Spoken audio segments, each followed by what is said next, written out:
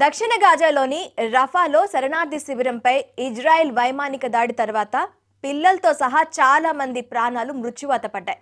ఆ అటాక్ తర్వాత all eyes on Rafa social మీడియాలో ట్రెండింగ్గా మొదలైంది. ఇజ్రాయెల్పై ప్రజలు తమ వ్యతిరేకతను వ్యక్తం చేస్తూ దాడులను ఆపాలని పిలుపునిచ్చారు. అదేవిధంగా ఇప్పుడు దేశంలో ఆల్ ఐస్ ఆన్ రియాసీ అనే ట్రెండ్ ప్రారంభమైంది. ఆల్ ఐస్ ఆన్ రియాసీ ఎందుకు ట్రెండింగ్లో ఉంది? వైష్ణోదేవి ఆలయాన్ని దర్శించి మరో మందిరానికి వెళ్తున్న ఉత్తరప్రదేశ్కు చెందిన యాత్రికుల బస్పై జమ్మూ కాశ్మీర్లోని రియాసీ జిల్లాలో ఆదివారం సాయంత్రం ఉగ్రవాదులు విచక్షణారహితంగా కాల్పులు జరిపారు. దీంతో బస్సు అదుపు తప్పి లోయలో పడింది. ఈ దారుణ ఘటనలో 9 మంది ప్రాణాలు కోల్పోగా 41 మంది గాయపడ్డారు. ప్రమాదం జరిగిన వెంటనే అక్కడికి చేరుకున్న పోలీసులు, స్థానికులు సహాయ చర్యల్లో పాల్గొన్నారు. 9 మంది మృతదేహాలను వెలికితీసి గాయపడ్డ వారిని వివిధ ఆసుపత్రులకు తరలించారు. పరిస్థితిని సమీక్షించిన ప్రధాని మోదీ దాడిలో హస్తమున్న ప్రతి ఒక్కరికి శిక్ష పడుతుందని హెచ్చరించారు.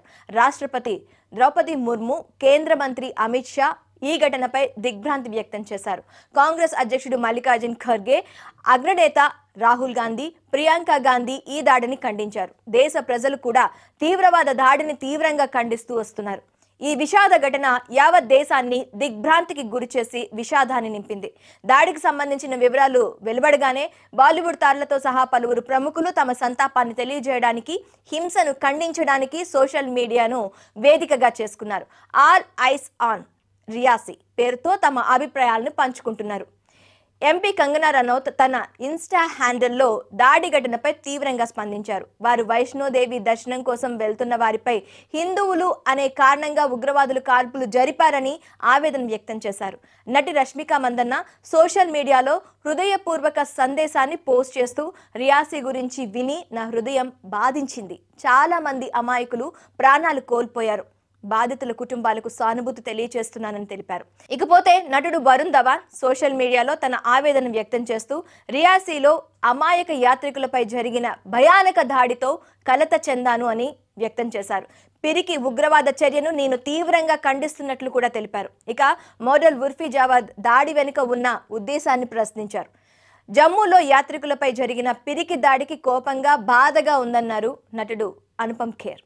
ఈ దాడిపై వివిధ వర్గాల నుంచి నిరసనలు వెల్లువెత్తాయి. రియాసీ జిల్లాలో యాత్రికుల బస్పై జరిగిన దాడికి పాకిస్తాన్ నుంచి కార్యకలాపాలను నిర్వహించే ద రెసిస్టెన్స్ ఫ్రంట్ ఉగ్ర సంస్థ బాధ్యత వహించింది. కాశ్మీర్ ప్రాంతంలో అలాంటి ఉగ్రదాడులు మరిన్ని చేస్తామని ముష్కర సంస్థ హెచ్చరించింది. ఈ దాడికి తెగబడ్డ ముష్కరులను పట్టుకోవడానికి సైన్యం, సిఆర్పిఎఫ్ అలాగే పోలీస్ బలగాలు గాలింపు చర్యలు ప్రారంభించాయి. భారీగా రంగంలోకి దిగిన సైన్యం డ్రోన్లతో ముష్కర వేట ముమ్మరం చేసింది. ఈ దాడిలో మరణించిన వారి కుటుంబాలకు 10 లక్షల చొప్పున ఎక్స్గ్రేషియో ఇస్తామని జమ్మూ కాశ్మీర్ లెఫ్టినెంట్ గవర్నర్ మనోజ్ సిన్హా ప్రకటించారు. అలాగే గాయపడిన వారికి 50,000 చొప్పున పరిహారం ఇస్తామని తెలిపారు. ఇలా బాధితులకు మనోధైర్యాన్ని నింపుతూ ఉగ్ర దాడిని ఖండిస్తూ ప్రస్తుతం ఆల్ ఐస్ ఆన్ రియాసీ ట్రెండ్లో ఉంది.